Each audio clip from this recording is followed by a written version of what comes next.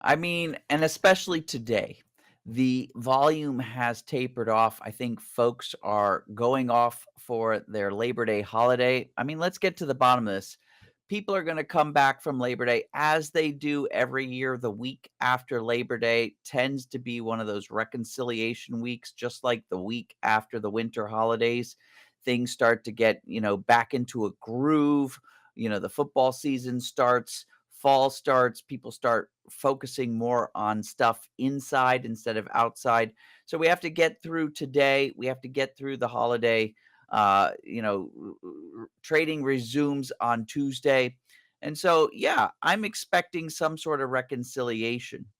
Yeah, so if we pull up the S&P, Mhm. we're still pretty close to these all-time highs, and it looks like this week was just we've got some good news we're going to react. We've got some good news, but we don't like the forecast, so that's bad news, but we're still not breaking out of this zone. And what you're saying is next week after Labor Day, we might start to get some answers one way or another, right? Yeah, I mean, what we've seen for about the last 10 trading days is what we call kind of a convergence or a consolidation. I mean, you can see that right here. Another thing that we use often, I've got an old school, I mean, this is an old school set of setups. If you guys want to, take your charting packages, your drawing packages, and you want to add some moving averages. So I'm going to add some moving averages, specifically exponential ones. And I'm going to add three of them. One, two, three. And I'm going to label them or not label them, set them to the 5, the 10, and the 20, right? The 5, 10, and 20-day EMAs. Now, the scoop behind the 5, 10, and 20, that's called the butterfly pattern. And this is, like I said, we're talking about a 50, maybe even older pattern that people have used to kind of analyze the market. Let me pull up that 10 one more time. I'm going to change these colors so that you can see the difference between the 5, 10, and 20. Here comes the 20. You see, I'm setting these as we go. This is something that people have been using for literally years. Let's use something like that to understand when the market is going to be breaking out.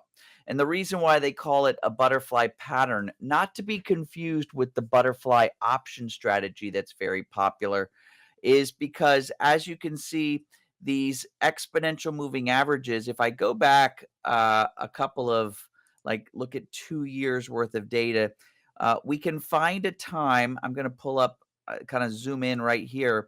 We can find a time where all three of those exponential moving averages fall on top of each other. SIP, we call that a butterfly body because on either side you get these butterfly wings.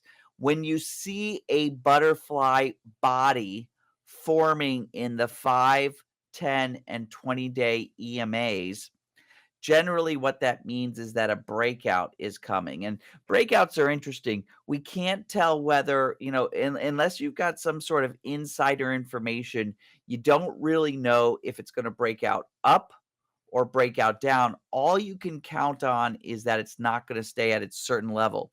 So let me bring us back to now. We don't necessarily have a butterfly body forming, but if we continue to hover at this, 5,600, 5,625 level, if we consider to hover there and these five, you can see how this 20-day is racing up to catch up with the 5 and the 10. If we start to get one of those butterfly bodies, I'm going to start buckling in for some sort of breakout.